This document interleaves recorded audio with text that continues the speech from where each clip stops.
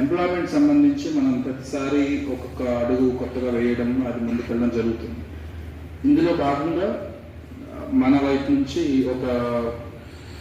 కొంత request చేసేసరి army recruitment, అంటే Indian ఆర్మీకి సంబంధించిన రిక్రూట్మెంట్కి ఒక రిక్రూట్మెంట్ డ్రైవ్ కాకినాడలో ఆగస్ట్ 3వ తేదీ నుంచి స్టార్ట్ చేయడం జరుగుతుంది.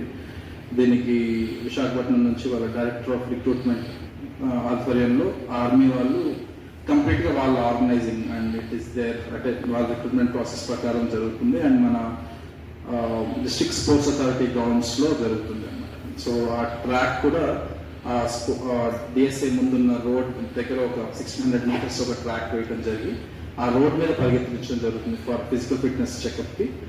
అండ్ మిగిలిన మెడికల్ చెకప్ అవంతా మన గ్రౌండ్స్లో జరగడం జరుగుతుంది అనమాట. సో దీనికి దాదాపు 15,000 నుంచి 16,000 మందిని ఎక్స్పెక్ట్ చేస్తున్నాం.